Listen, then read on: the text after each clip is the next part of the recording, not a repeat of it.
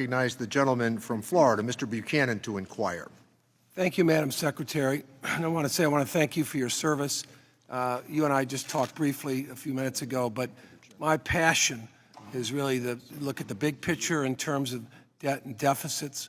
If you look over the last 15 years, everybody talks about reducing the deficits, and that we've ran up almost $20 trillion in debt in the last 15 years or so.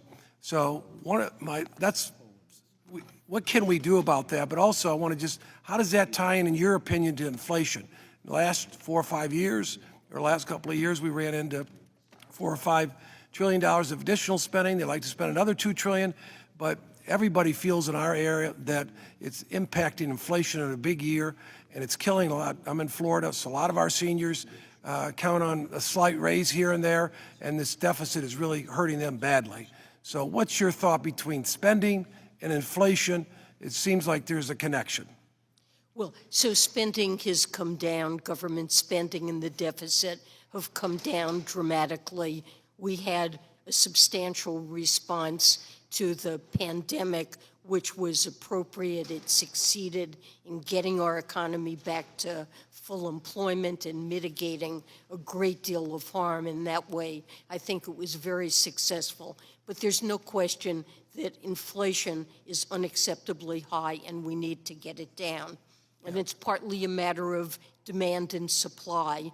And the Federal Reserve has a primary responsibility. Madam Secretary, we're just short on time. Let me ask you just quickly, in terms of interest rates rising, it's impacting a lot of people. In the 70s, you know, we had inflation. We used that as I think, our major tool to try to tap down inflation. But as you raise interest now, 50 basis points or 100 basis, you're probably talking $300 billion in additional taxes. It doesn't seem like we can continue to raise rates because of the massive deficits and the debt that we have. What's your thoughts on that? Well, interest rates at the beginning of the pandemic were exceptionally low to try to help the economy recover. And that resulted in really a negative burden of the debt on the U.S. economy. I think the most important measure of the burden of the debt on the U.S. is the real net interest that we have to pay. Let me just add, Madam Secretary. And we always projected that interest rates would rise. Yeah, so they are rising. They're rising back toward more normal levels.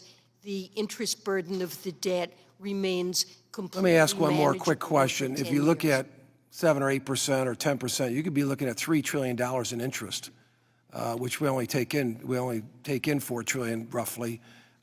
So I'm very, very concerned about, in terms of interest rates, you know, how long this can go on and how much we can afford.